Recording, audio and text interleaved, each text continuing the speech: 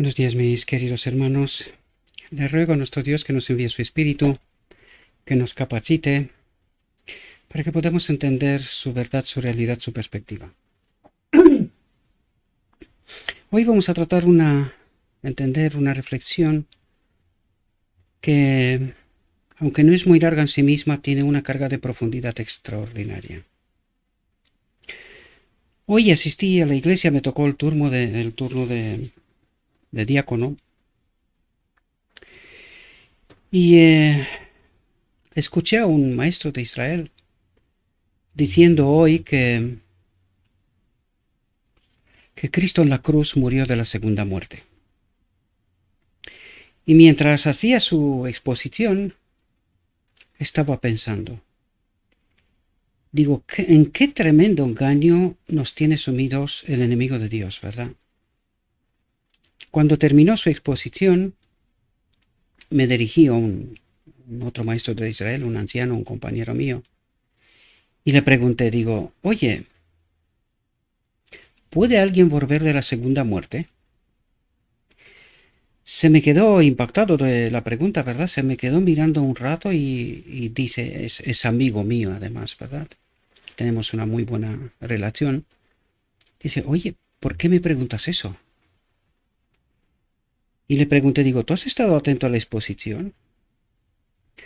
Dice, pero ¿quién ha dicho esto? Se ve que por alguna razón se le escapó, ¿verdad? Eh, yo le pedí, digo, mira, no quise interrumpir, ¿verdad? La exposición, ni tampoco quiero hablar yo con la persona porque no tenemos tanto feeling como debería, ¿verdad? Por algunas cuestiones del pasado. Digo, pero alguien debería de hablar con este hombre. Porque si realmente seríamos capaces de derribar este pilón que sostiene este gran engaño, de que el hombre es capaz de matar a Dios, sea cual sea el método, sea cual sea el pensamiento, ya sé lo que están diciendo, que la carga del pecado mató a Dios. Esto es una broma y esto simplemente demuestra que no estamos pensando, no reflexionamos, no tenemos el espíritu, por eso estamos dispuestos a creer semejante engaño, ¿verdad? No es que lo crea solamente este hombre, yo lo creí con anterioridad hasta que me puse a pensar y hasta que por la gracia de Dios me conecté con el espíritu y me di cuenta del error, ¿verdad? Esto cree todo el cristianismo, desgraciadamente. Pero queridos, ¿por qué no reflexionamos? ¿Puede alguien volver de la segunda muerte?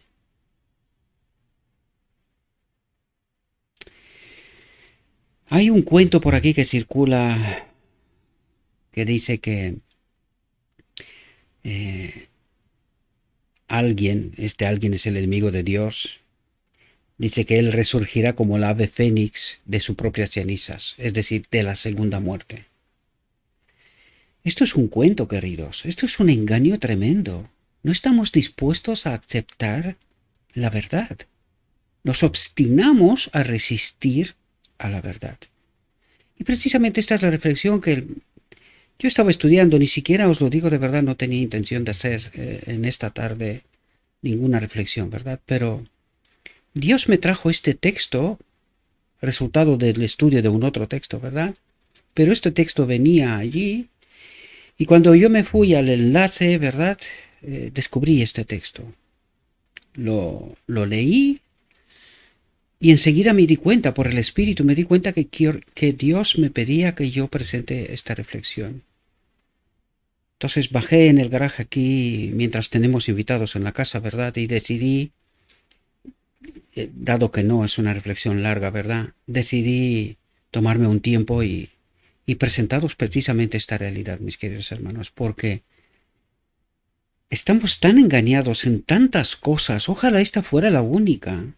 Hay muchas más cosas y no paramos de presentar aquí una y otra vez, ¿verdad? Estas realidades. Vamos a tratar de entender esta reflexión, mis queridos hermanos. Vamos a ver qué es lo que nuestro Dios trata de revelarnos cuando nos presenta lo que nos presenta, ¿verdad? Por lo tanto, la reflexión de esta tarde está titulada Resistencia a la verdad. Vamos a ver qué es lo que nos quiere hablar nuestro Dios. Y dice lo siguiente: cada acto de resistencia hace más difícil ceder.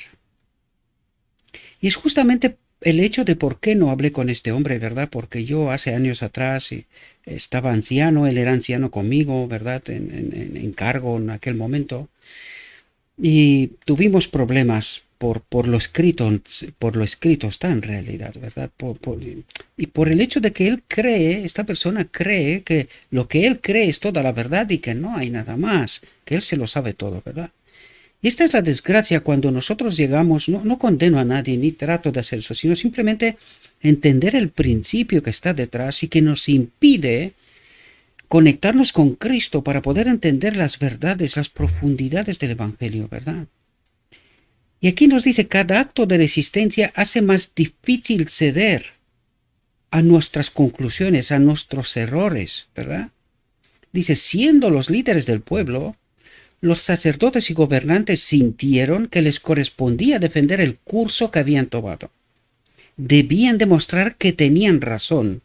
Y esto es precisamente lo que está pasando, ¿verdad?, en esta ocasión con este hombre. No tengo nada con él, lo amo de todo mi corazón. Cualquier cosa que habrá pasado en algún momento, justamente hoy estaba hablando del perdón en la escuela sabática, ¿verdad? Le tocó a él presentar esta cuestión.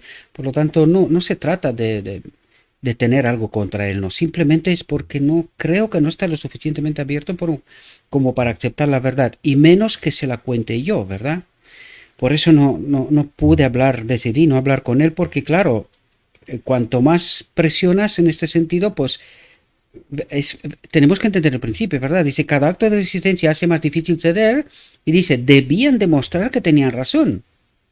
O sea, buscar un método haciendo lo imposible para demostrar que tiene razón cuando era evidente que no lo tenía, ¿verdad? Y este es el principio que nos trata de revelar. Por eso le pedí a un otro hermano mío, que también en aquel entonces, hace unos 4 años atrás, algo así, estaba también en cargo como anciano, ¿verdad?, en la iglesia, y le puse esta pregunta y se quedó impactado un momento porque, claro, cuando te viene así de sopetón todo, pues te cuesta un rato, ¿no?, pensar, pero claro, no logramos darnos cuenta de cómo es posible que un ser humano muera de la segunda muerte y que vuelva a la vida. No pensamos profundamente en este asunto, ¿verdad? Y no pensamos porque nosotros creemos que murió un Dios. Esto ya es todavía más tremendo. ¿Los hombres pueden matar a Dios? Es una locura, queridos. O sea, todo esto está sustentado en poca cosa en realidad. Si pensaríamos un poquito, nos daríamos cuenta del error, pero no estamos dispuestos. Y esto es lo que trata de decir aquí. Debían demostrar que tenían razón.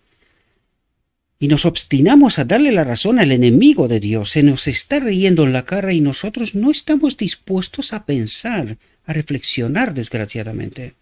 Dice, habiéndose comprometido en la oposición a Cristo, cada acto de resistencia se convirtió en un incentivo adicional para persistir en el mismo camino. Es decir, aunque Cristo trataba de revelarles la verdad, esto no era más que un incentivo adicional para persistir en el camino, en el mismo camino. No querrían saber la verdad, ¿verdad? Y este es el principio, este es el mecanismo que actúa detrás, ¿verdad? Y es así como obra el enemigo, ¿verdad? Los acontecimientos de su pasada carrera de oposición son como preciosos tesoros que deben ser celosamente guardados. Y el odio y la malignidad que inspiraron esos actos se concentran contra los apóstoles. Es decir, no se contentan matar a Cristo, sino que a todos los que le siguen, ¿verdad? Actualicemos esta realidad hoy y veamos lo que pasa, porque precisamente esto es lo que nuestro Dios trata de revelarnos, ese mecanismo odioso, tremendo, cuando entramos en esta trampa de cada acto de resistencia hace más difícil ceder. Nos obstinamos en permanecer en el engaño, a pesar de la realidad de la verdad que nos es revelada, ¿verdad? El Espíritu de Dios reveló su presencia a aquellos que, sin tener en cuenta el temor o el favor de los hombres, declararon la verdad que les había sido confiada. Es decir, el Espíritu de Dios acompañaba a los apóstoles y a todos los que se seguían, ¿verdad? Bajo la demostración del poder del Espíritu Santo, los judíos vieron su culpabilidad al rechazar la evidencia que Dios había enviado. Pero no cedieron su perversa resistencia, dice. ¿Y quién estaba detrás? El enemigo de Dios, queridos. No estaban conectados con Cristo, con Dios, tal como ellos creían, porque eso es lo que creían, que ellos tenían la verdad, que ellos obedecían a Dios, a pesar de que Cristo mismo les dijo que tienen como padre a Satanás, ¿verdad? Su obstinación se hizo más y más decidida y obró la ruina de sus almas, porque no estaban dispuestos a reconocer el error y aceptar la verdad. No era que no pudieran ceder, pues podían. ¿Entendéis? Podían deshacerse de este poder maligno, de ese espíritu maligno, pero no querían. Eso es lo que dice, no era que no pudieran ceder, podían cambiar de opinión, pero no querían. No querían. Por lo tanto, quiere decir, aunque se les contó la verdad, aunque al menos tenían la duda razonable, si permanecieron en su camino, querrían tener la razón. No era solo que hubieran sido culpables y que merecían la ira, sino que se armaron con los atributos de Satanás y continuaron decididamente oponiéndose a Dios. Y esto revela conocimiento y elección con conocimiento. Sabiendo la verdad, decidieron no obedecer, no someterse, ¿verdad? Y esto nos puede pasar a nosotros, porque creemos saber la verdad y no queremos cambiar, diga quien diga lo que diga, ¿verdad? Porque nosotros somos maestros, nosotros tenemos la verdad y no hay forma de cambiar. Y eso es lo que nuestro Dios trata de decirnos. No cometáis este error. Esto es así como obra el enemigo de Dios. Es así como nos tiene bajo su dominio, ¿verdad? Obstinados en el error, a pesar de presentarse, que se nos presenta la verdad. Cada día, en su negativa a arrepentirse, reanudaban su rebelión. ¿Cómo la ve Dios? Como una rebelión contra él, ¿verdad? Dice, se preparaban para cosechar lo que habían sembrado. La ira de Dios no se declara contra los hombres solo por los pecados que han cometido, sino por elegir continuar en un estado de resistencia y aunque tengan luz y conocimiento, Dios no niega esta realidad, dice, repetir sus pecados del pasado. Siguen en sus errores, no aprenden, no quieren cambiar. Y fijaos que dice, a pesar de los pecados que han cometido, ¿verdad? Que ya sería suficiente con esto. Pero a pesar de esto dice, sino por elegir continuar, permanecer en rebelión, ¿verdad? Obstinados de que ellos tienen la razón. Y no querer cambiar aunque se le presente la verdad. Aunque se le presente escrito está, ¿verdad? Y aunque tengan luz y conocimiento, y Dios no niega esto, ¿verdad? Repetir sus pecados del pasado. Si se sometieran, serían perdonados, dice. Pero están decididos a no ceder. Desafían a Dios con su obstinación. ¿A quién desafían?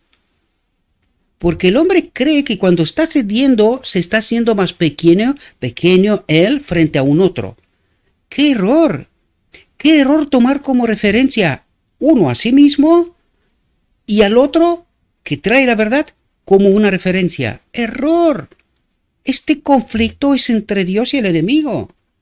Si fuéramos capaces de entender esta realidad y aceptar la verdad, ¿verdad? Aquí no se trata de vanidad personal. Y es precisamente eso lo que está explotando nuestro enemigo, nuestra vanidad personal, creer saber y no estar dispuestos a cambiar. Y esto es lo que él aprovecha y maquina de tal manera que seamos perdidos, que estemos en rebelión con Dios y que no aceptemos ni entendamos la verdad, ¿verdad? Pero están decididos a no ceder, desafían a Dios con su obstinación, estas almas se han entregado a Satanás y Él las controla según su voluntad. ¿Y entendéis cómo nos metemos nosotros bajo el mismo dominio de Satanás, aún teniendo luz y conocimiento? Cuidado, porque mucha gente cree que estar en la iglesia ya es suficiente. Ya teniendo conocimiento ya es suficiente. Que están bien encaminados. Y es un error, queridos.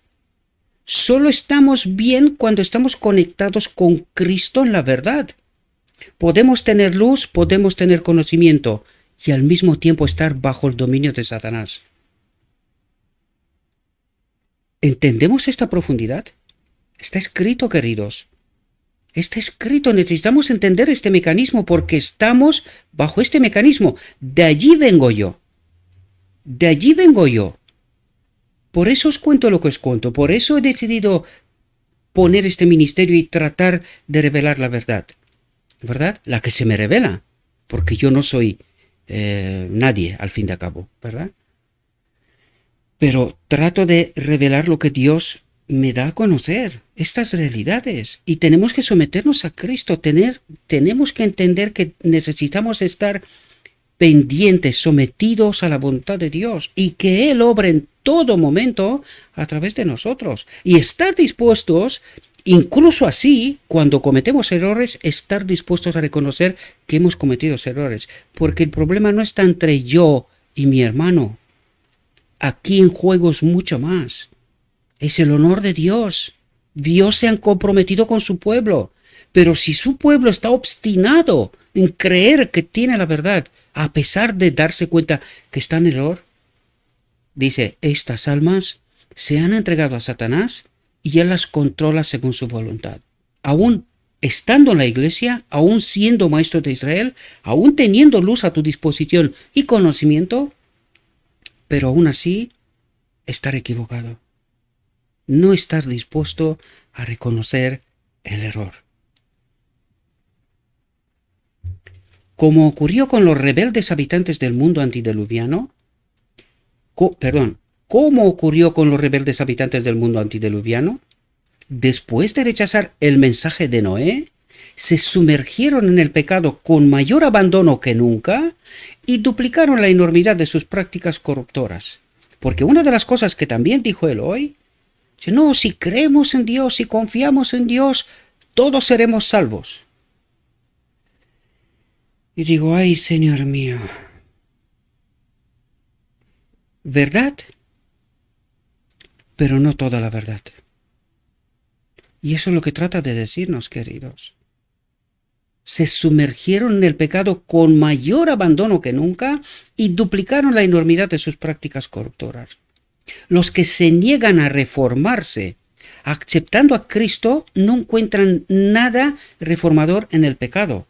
Sus mentes están dispuestas a llevar su espíritu de revuelta y no son, ni serán nunca, forzados a la sumisión. Porque nosotros tenemos que someternos por voluntad, por amor a Cristo, entendiendo su obra, entendiendo su sacrificio. Se convirtió de uno igual a Dios en uno igual al hombre, el Hijo del Hombre. Necesitamos comprender el sacrificio, cómo, cuándo y de qué manera.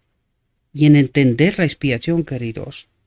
En cada paso Cristo hizo una expiación, la encarnación, la cruz, al final del día de la expiación. Necesitamos comprender la verdad, queridos hermanos, y no permanecer en el engaño. Sus mentes están dispuestas a llevar su espíritu de revuelta y no son, ni serán nunca, forzados a la sumisión. O amamos a Dios, entendiendo la verdad, santificándonos en la verdad, o no estaremos en su reino. El juicio que Dios trajo sobre el mundo antediluviano lo declaró incurable, es decir, Dios hizo todo lo que pudo para salvarlo, pero no quisieron, no creyeron a Dios, ¿verdad?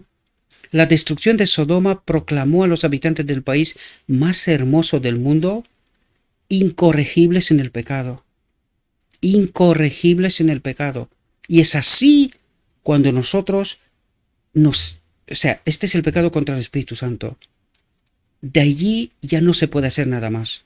Hemos elegido siempre y definitivamente estar separados de Dios. Y Dios no puede hacer nada más.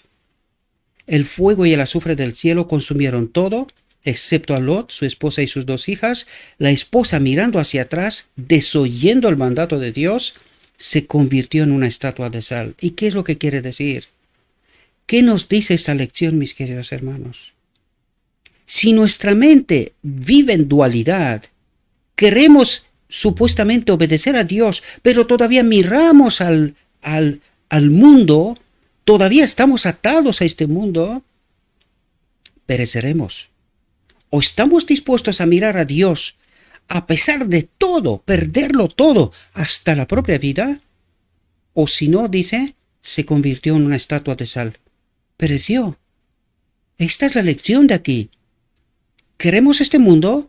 ¿Aún estamos atados a este mundo? ¿Estamos dispuestos a confiar plenamente en Dios y perderlo todo? Solamente así entraremos en el reino de Dios. Con una mente dual, con una vida dual, jamás entraremos en el reino de Dios. Y podemos estar en la iglesia 1000 años, si esto fuera posible. Espero que entendamos las lecciones del reino de Dios. Estemos sometidos a su voluntad. Si no, no entraremos, mis queridos hermanos. Esto no es un juego, lo he dicho muchas veces. No es un juego. Como soportó Dios a la nación judía mientras murmuraba y se rebelaba, rompiendo el sábado y todos los demás preceptos de la ley, los declaró repetidamente peores que los paganos. ¿Entendemos lo que está diciendo?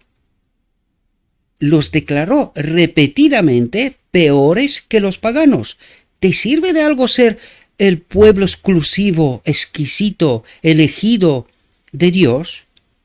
¿Te sirve de algo esta realidad? Querido, estás en el lugar perfecto, donde tienes la verdad a tu alcance.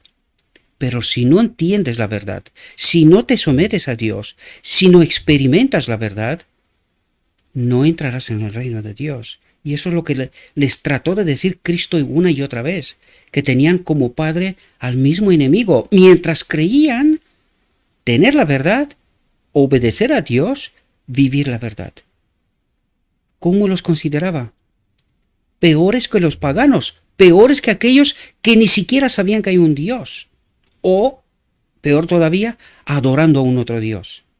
Pues peores que ellos. ¿Por qué? Porque tenían una responsabilidad. Les fue entregada la verdad, pero no la entendieron, no la obedecieron. Se sometieron voluntariamente al enemigo. Cada generación sobrepasaba a la anterior en cuanto a culpabilidad. El Señor permitió que fueran al cautiverio, pero después de su liberación se olvidaron sus exigencias, olvidaron de por qué fueron en cautiverio. Y esta es la lección para este pueblo. Rechazamos a Cristo en 1888. ¿Hemos aprendido de este cautiverio algo? ¿Estamos dispuestos a recapacitar? ¿Estamos dispuestos a aceptar a Cristo nuestra justicia y empezar a caminar con Dios? ¿O seguimos obstinadamente en creer la mentira y el engaño del enemigo de Dios? En la cruz murió un Dios matado por hombres y murió de la segunda muerte de la cual no vuelve nadie. ¿Cuántos errores, queridos? Y no queremos pensar. Y no entendemos que estamos desprovistos del Espíritu. Por esto creemos estas locuras.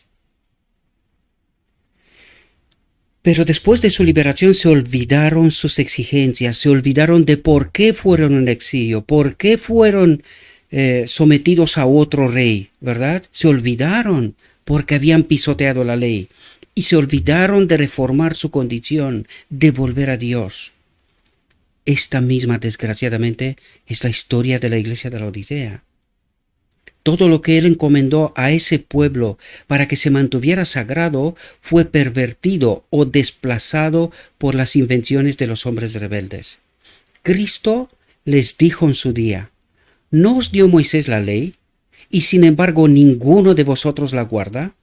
Y estos fueron los hombres que se erigieron en jueces y censores sobre aquellos a quienes el Espíritu Santo movía a declarar la palabra de Dios al pueblo. Es decir, estas personas que son jueces y censores hoy, los maestros de Israel para el pueblo, dice, y son censores sobre aquellos a quien el Espíritu Santo de Dios mueve a declarar la palabra de Dios al pueblo. Y ellos los declaran herejes, apostasía, mientras el Espíritu de Dios trae la verdad a través de esta gente. Pero ellos no pueden aceptar esto. ¿Por qué? Porque ellos son maestros de Israel. Ellos tienen la verdad. Ellos saben la verdad.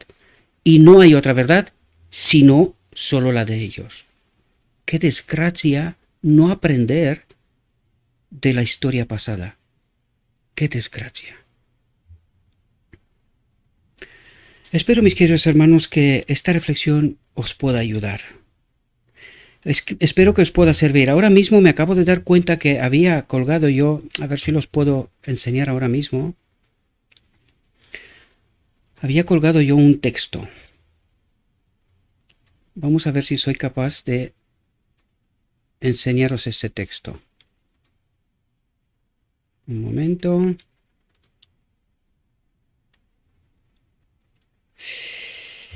Fijaos lo que nos dice aquí en este texto. Trato de presentarlo a ver si logramos entenderlo. Fijaos. Dice lo siguiente. Os pido disculpas porque me acabo de recordar que hace minutos atrás compartí en el canal de Telegram este texto con mis hermanos, ¿verdad? Y fijaos lo que nos dice aquí con referencia a la iglesia de la Odisea.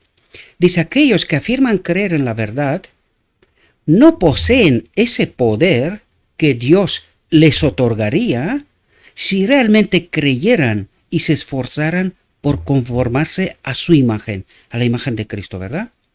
Dice: la iglesia está en el estado de la Odisea.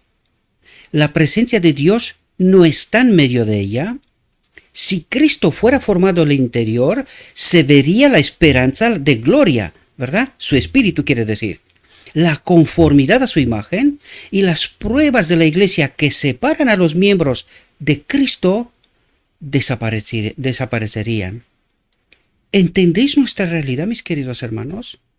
A la cual nos negamos a aceptar y entender. Espero, mis queridos hermanos, que esta reflexión nos pueda ayudar a entender realidades, ¿verdad?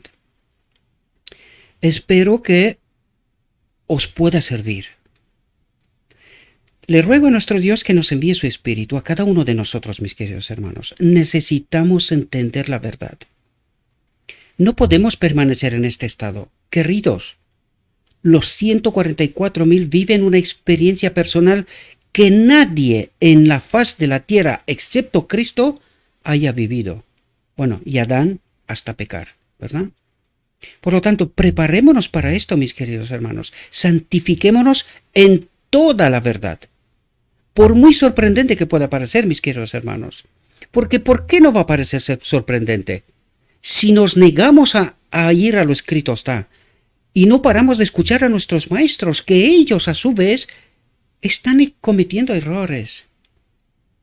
¿Verdad? Espero, mis queridos hermanos, que despertemos. Ruego a Dios. No me hagáis caso a mí, id a lo escrito está, no paréis de estudiar. Dios se nos revela a través de las Escrituras, personalmente. Yo no soy ninguna iluminaria, pero he decidido creer, confiar plenamente en Dios, aunque esto me cueste la vida. Y esta tiene que ser nuestra experiencia de los 144.000.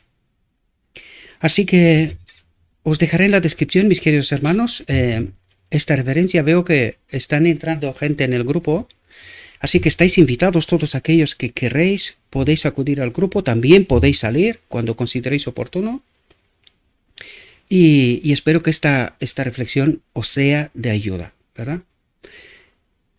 Le ruego a nuestro Dios que nos envíe su Espíritu, que nos capacite, que podamos entender la verdad, su verdad, perdón, que aceptemos su verdad y que elijamos a Cristo. Obedecer a Cristo, por muy sorprendente que la verdad pueda ser, ¿verdad? Os deseo, mis queridos hermanos, que tengáis un próspero día y que en todo lo que os he dicho, os lo he dicho en nombre de Cristo Jesús. Amén.